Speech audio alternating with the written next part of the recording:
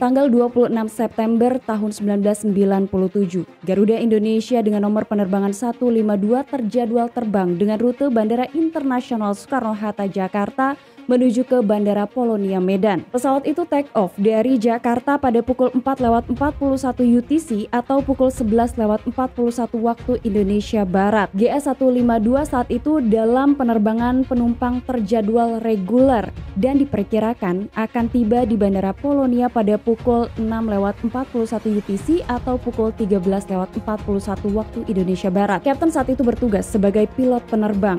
Beliau berpengalaman sekitar 19 tahun menjadi seorang pilot dan beliau juga sedang menerbangkan sebuah pesawat Airbus A300 yang merupakan pesawat yang handal di langit. Kondisi cuaca ketika pesawat itu berangkat dari Jakarta dilaporkan cerah. Penerbangan dari Jakarta ke Medan akan ditempuh kurang lebih selama 1 jam 30 menit. Penerbangan awal dari Jakarta semuanya normal. Hingga kemudian sekitar 30 menit lagi seharusnya pesawat Airbus A300 itu akan tiba di Bandara Polonia Medan. Namun ternyata cuaca di Medan tidak baik karena saat itu sedang terjadi kebakaran hutan sehingga kabut atau asap tebal menutupi Medan dan sekitarnya. Kabut tebal tentu akan menjadi tantangan tersendiri bagi pilot. Hal itu akan membatasi visibilitas pilot dalam upaya approach, sehingga pilot hanya bisa mengandalkan informasi dari ATC. Penerbangan GA152 semakin dekat dengan bandara, namun siang itu menjadi siang yang cukup sibuk bagi ATC. Karena ATC bukan hanya harus memandu penerbangan 152 menuju ke bandara, tapi ada penerbangan lain seperti Merpati yang akan mendarat, kemudian ada pesawat Buruk yang siap untuk lepas landas. Bandara Polonia Medan sendiri hanya memiliki satu runway, yaitu runway 15 dan runway 23. Pesawat Buruk rencananya akan lepas landas dari runway 23. Maka kemudian ATC harus sedikit menahan pendaratan dari GA152. Beberapa saat setelahnya penerbangan GA152 mulai turun ke ketinggian 10.000 kaki dan di sanalah pesawat mulai memasuki kabut dan asap yang tebal. Kurangnya visibilitas bukan hanya menambah beban bagi pilot tapi juga menambah beban bagi ATC. Garuda Indonesia 152 berada di jalur yang seharusnya hingga instruksi pertama masuk dari ATC. Instruksinya adalah Merpati 152 heading ke kiri 240 derajat. Nah, karena kedua pilot mendengar call sign-nya adalah Merpati 152, jadi kedua pilot dari GA152 tidak merespon pernyataan atau informasi dari ATC. Karena ATC menyadari tidak ada respon, maka setelah itu ada pertanyaan dari ATC kepada pilot GA152. Garuda Indonesia 152, do you read? Nah, setelah mendengar itu, pilot dari Garuda Indonesia langsung menanyakan kembali atau meminta agar ATC mengulang instruksinya.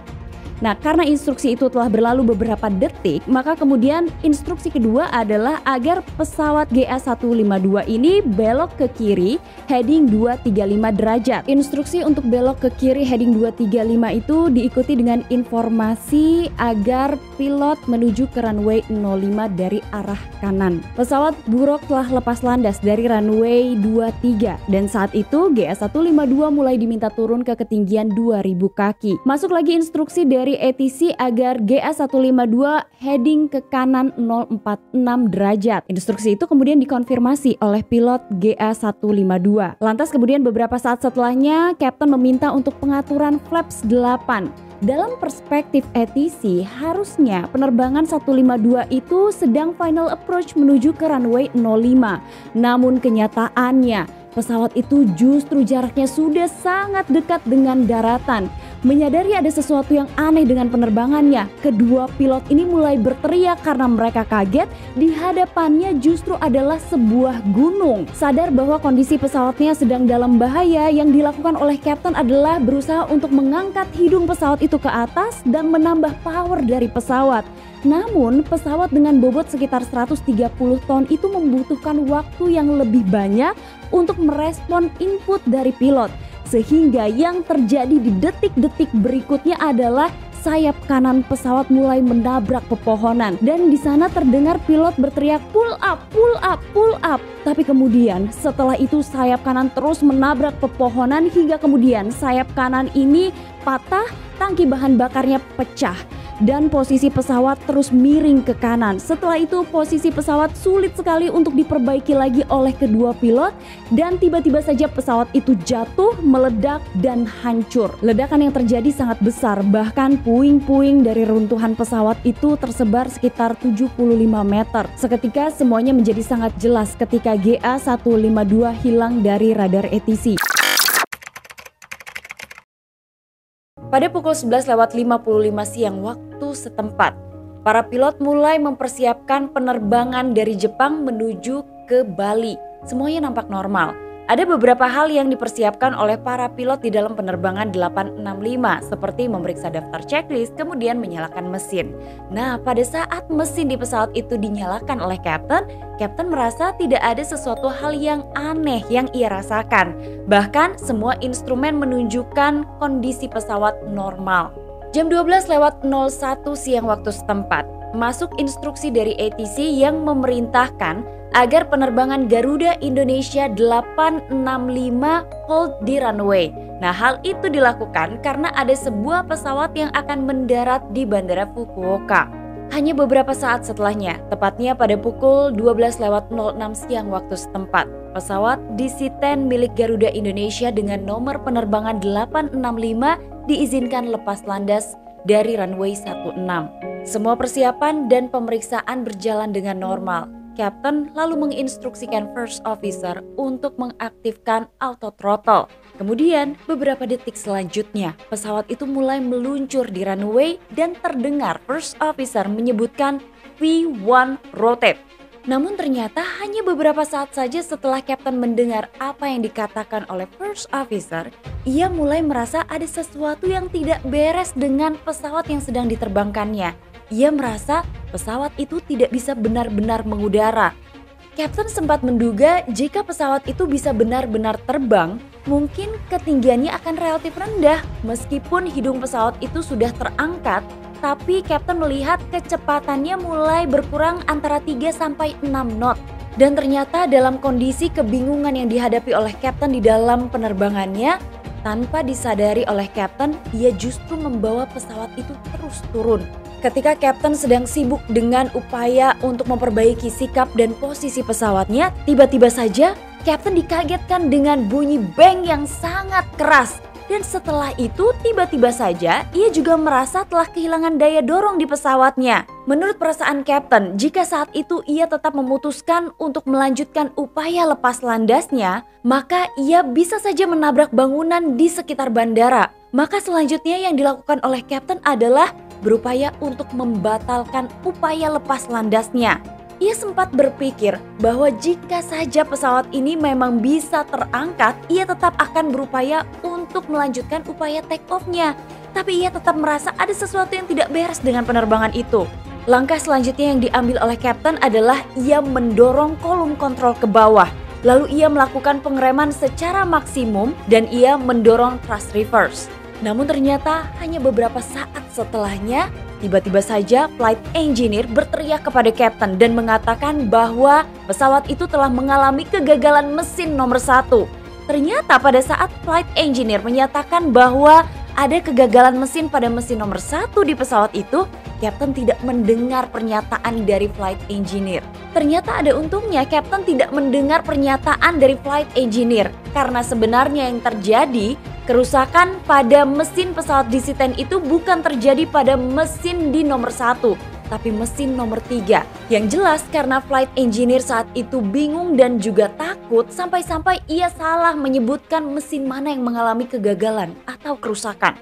Ada alasannya kenapa Kapten tidak mendengar pernyataan yang disampaikan oleh flight engineer. Karena pada saat itu Kapten sudah melihat tiang approach dan bangunan kecil sehingga ia takut pesawat yang sedang diterbangkannya itu menabrak atau menghantam bangunan itu, sehingga dengan sangat cepatnya Kapten memutuskan untuk membelokkan pesawat itu ke arah kanan.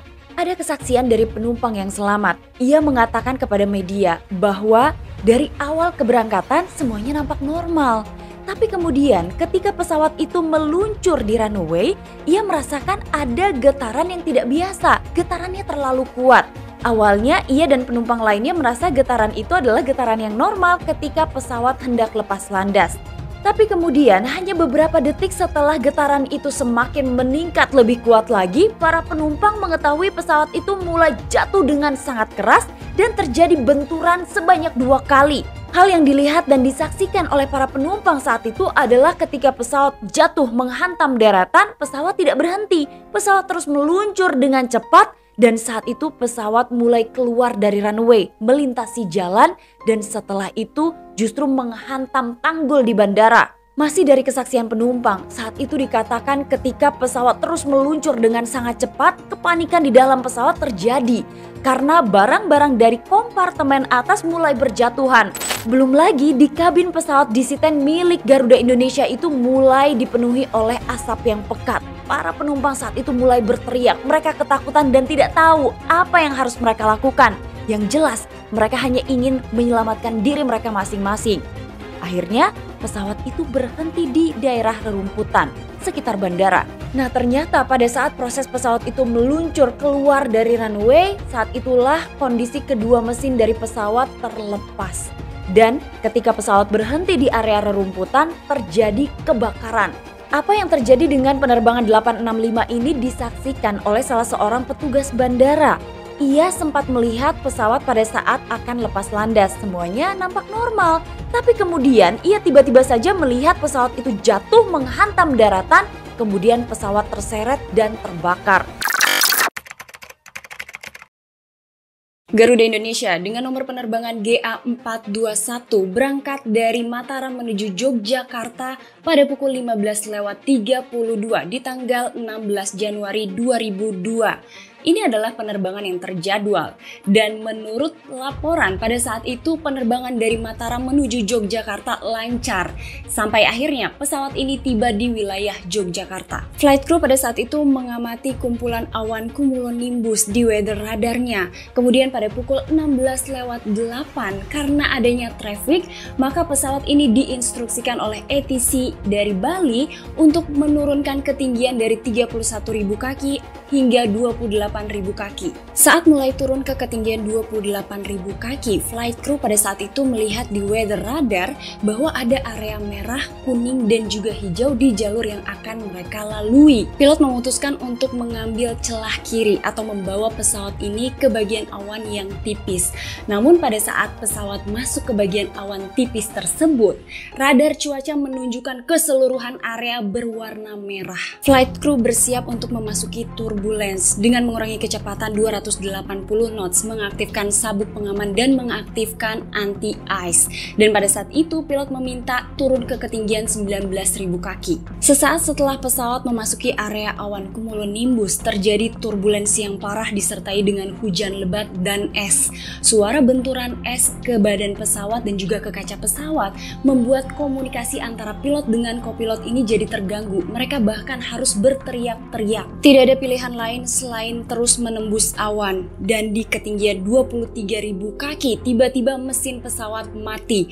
Kopilot melaporkan hal tersebut kepada pilot dan pilot langsung melakukan pemeriksaan.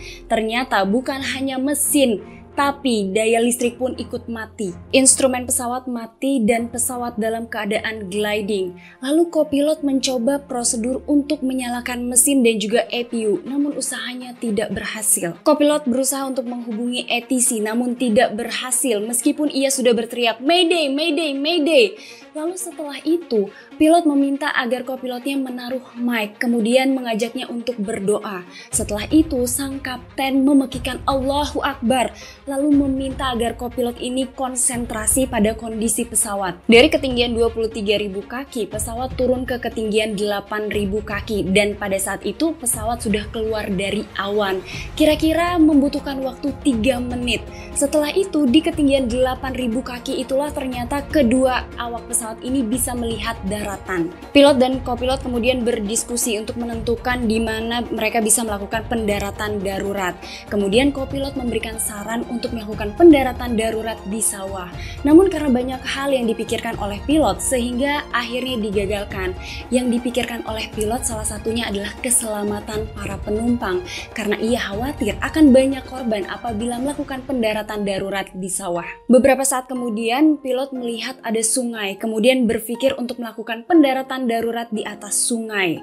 Karena ia berpikir bahwa dampak dari pendaratan di air akan lebih kecil. Lalu ia kemudian berteriak kepada flight crew untuk melakukan persiapan emergency. Pesawat terus turun dan di ketinggian 4.000 kaki. Sang pilot ini baru melihat adanya sebuah jembatan. Ia kemudian panik dan ia berusaha untuk mensejajarkan antara pesawat dengan sungai, lalu membuat belokan ke kiri secara tajam. Kopilot pada saat itu langsung mengatakan ini belokannya terlalu tajam. Namun pilot mengatakan kalau tidak seperti itu kita tidak mungkin melakukan pendaratan darurat di sungai. Pada saat melakukan belokan, tiba-tiba saja sang pilot ini baru menyadari bahwa ada sebuah jembatan lagi. Di sanalah ia kemudian semakin panik. Namun akhirnya ia berhasil mendaratkan pesawat tersebut di Sungai Bengawan Solo pada pukul 16:24 waktu Indonesia Barat. Pesawat dapat berhenti karena menabrak sebuah batu di sungai sehingga membuat bagian belakang pesawat ini bolong dan mengakibatkan 2 orang pramugari yang duduk di bagian belakang ini terpental keluar. Yang pertama terpental namun jatuh di dekat pesawat dan yang satu lagi terpental dengan jarak yang jauh kemudian ditemukan dalam keadaan meninggal dunia. Kisah dari Garuda Indonesia Airways 892 itu bermula dari Jakarta, Indonesia. Tepatnya hari Selasa tanggal 28 Mei 1968. Pesawat Convair yang akan dioperasikan oleh maskapai Garuda Indonesia dengan nomor penerbangan 892 itu terjadwal untuk penerbangan dengan rute yang panjang. Pesawat itu disebutkan akan terbang dari Jakarta, kemudian singgah atau transit di Singapura, melanjutkan penerbangannya ke Thailand, kemudian mereka akan melanjutkan lagi penerbangannya ke India. Setelah itu mereka akan terbang lagi ke Kairo dan terakhir mereka akan mendarat di Belanda. Karena ini adalah rute yang panjang, maka pesawat itu nantinya akan melakukan penggantian kru dan pengisian bahan bakar di salah satu tempat transit atau negara transitnya. Garuda Indonesia Airways 892 lepas landas dari Jakarta dengan membawa 14 orang kru dan 6 orang penumpang. Penerbangan dari Jakarta menuju ke Singapura normal. Penerbangan dari Singapura menuju ke Thailand kembali normal. Kemudian di Thailand ada 3 orang penumpang tambahan. Pesawat itu kembali lepas landas dari Thailand menuju ke India. Semuanya nampak normal sampai di titik itu. Kemudian, lewat dari tengah malam, penerbangan itu mulai bersiap untuk pendaratan di India. Sampai akhirnya, pada pukul 1:45 tengah malam waktu setempat, pesawat mendarat di Bandara Santa Cruz, India. Pesawat itu mendarat tanpa adanya masalah. Nah, karena pesawat masih harus terbang ke beberapa negara lagi, maka di Bandara Santa Cruz, India itulah akhirnya 14 orang kru pesawat diganti. Kemudian, 14 orang kru baru naik ke dalam pesawat. Semuanya merupakan warga negara Indonesia. 14 orang kru itu terdiri dari 4 kru kokpit, ada 6 orang kru kabin, dan ada juga 4 orang lainnya yang merupakan deadheading. Kru kokpit di dalam penerbangan itu terdiri dari Captain Abdul Rohim, kemudian ada Captain Sudarmono, Flight Navigation Asmoro, dan Flight Engineer Jumadi. Nah, jika sesuai dengan rencana, maka 14 orang kru pesawat itu nantinya akan kembali diganti ketika mereka tiba di Kairo. Berbeda dengan 10 orang kru yang akan diganti di Kairo, kru deadheading ini akan tetap berada di dalam penerbangan sampai pesawatnya tiba di Belanda. Setelah pergantian kru, kemudian pilot baru ini menghubungi ground crew. Pilot selanjutnya meminta untuk melakukan pengisian bahan bakar. Sebuah kendaraan berisi bahan bakar meluncur menuju ke salah satu sayap pesawat. Butuh waktu sekitar 30 menit untuk menyelesaikan pengisian bahan bakar pada pesawat Convair tersebut. Nah, pada saat pilot meminta untuk melakukan pengisian bahan bakar, pilot juga menghitung berapa banyak bahan bakar yang dibutuhkan untuk penerbangan ke beberapa negara selanjutnya. Selain mengganti kru dan melakukan pengisian bahan bakar, ada 6 orang penumpang lagi yang naik di Bandara Santa Cruz, India. Garuda Indonesia Airways 892 bersiap untuk menunggu izin lepas landas. Di dalam penerbangan itu ada 14 orang kru dan 15 orang penumpang. Nah, beberapa saat setelah selesai pengisian bahan bakar, kru kemudian mendapatkan izin untuk lepas landas. Sejak pesawat itu meluncur di runway sampai pesawat mengudara, pilot dan ATC terus berkomunikasi. Namun, tanpa adanya informasi dari pilot, tiba-tiba saja penerbangan itu hilang kontak. Petugas ATC mencoba untuk menghubungi penerbangan berkali-kali, tapi tidak ada tanggapan. ATC masih menunggu 2 menit, 3 menit, 4 menit. Tapi ternyata penerbangan itu tetap tidak memberikan informasi apapun. Karena tidak bisa menunggu lebih lama lagi, maka kemudian ATC Bandara Santa Cruz menyatakan pesawat Garuda Indonesia Airways itu telah hilang kontak. Entah apa yang terjadi dengan pesawatnya, tiba-tiba saja pesawat itu hilang hanya beberapa menit setelah pesawatnya lepas landas. Ternyata Garuda Indonesia Airways 892 memiliki kisah lain. Setelah pesawatnya meluncur, kemudian pesawat itu mengudara secara tiba-tiba saja. Dalam jarak yang tidak terlalu jauh dengan bandara, 4 mesin pesawat itu mati secara bersamaan. Karena saat itu diduga para pilot bingung dengan kondisi di dalam penerbangannya, mereka tidak memiliki cukup waktu untuk bisa mengendalikan penerbangan itu. Kemudian karena pilot tidak bisa mengendalikan laju penerbangannya, yang terjadi berikutnya adalah pesawat itu tiba-tiba saja jatuh menghantam daratan dan terjadi ledakan yang sangat besar. Karena ledakannya begitu besar, maka pesawat itu membentuk kawah sedalam 6,1 meter. Pesawat Convair 990 itu hancur seketika dan terjadi kebakaran besar bukan hanya di lokasi tempat jatuhnya pesawat, tapi di sebuah desa bernama Bilalpada. Ternyata pada saat pesawat itu jatuh, pesawat menghantam pemukiman warga. Beralih ke tempat lain, ATC Bandara Santa Cruz belum mengetahui informasi mengenai apa yang terjadi pada penerbangan 892. Beberapa saat kemudian, mereka baru mendapatkan laporan bahwa sebuah pesawat baru saja jatuh menghantam sebuah desa. Maka kemudian yang dilakukan oleh petugas ATC adalah mereka langsung tahu bahwa pesawat yang jatuh itu adalah milik Garuda Indonesia Airways 892. Mereka langsung mendeklarasikan bahwa pesawat itu mengalami kecelakaan. Tim penyelamat dan tim evakuasi langsung dikirim ke lokasi jatuhnya penerbangan 892. Ternyata ketika tim evakuasi tiba, mereka menemukan kawah besar, kemudian mereka juga menemukan puing-puing dari pesawat yang tersebar atau berserakan. Menurut laporan tim evakuasi, ketika mereka tiba di lokasi kecelakaan, mereka menyebutkan mereka sudah tidak memiliki harapan untuk menemukan penumpang yang selamat. 7 Maret 2007, pesawat Garuda Indonesia GA200 dijadwalkan berangkat dengan rute Jakarta menuju Yogyakarta pada pukul 6 pagi waktu Indonesia Barat. Dan pesawat ini baru take off pada pukul 6:17 waktu Indonesia Barat. Pesawat take off dengan lancar. Pilot berperan sebagai penerbang, sementara kopilot sebagai monitoring.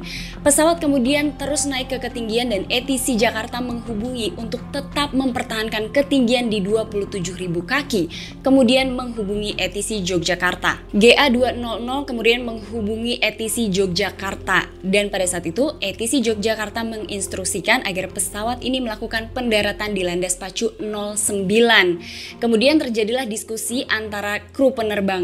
Pada saat itu mereka sedang berdiskusi untuk melakukan prosedur landing checklist. Kru pesawat kemudian berdiskusi untuk ILS approach atau instrument landing system. 12 menit kemudian ATC memerintahkan GA200 ini untuk melakukan visual approach pada saat mendekati landas pacu 09 dan melapor apabila sudah melihat landasan pacu. Kopilot kemudian meminta izin kepada ATC Jogja untuk menurunkan ketinggian dan ATC Jogja kemudian menginstruksikan pesawat ini turun ke ketinggian 2.500 kaki. Namun kopilot tidak memberitahu ATC Jogja bahwa mereka akan melakukan ILS approach.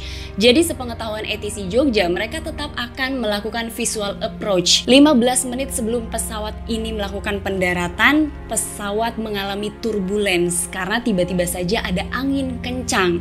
Setelah itu pilot meminta untuk menurunkan roda pendaratan. Kita beralih dulu ke kabin penumpang. Ada salah satu penumpang asing yang merupakan angkatan udara yang pada saat itu ditugaskan untuk datang ke Indonesia untuk mengawal Menteri Luar Negeri Australia yang sedang melakukan kunjungan ke Indonesia. Penumpang asing ini bernama Kyle Quinian, dan ia menceritakan kepada Air Crash Investigation bahwa pada saat roda pendaratan diturunkan, ia merasa ada yang aneh dengan pesawat.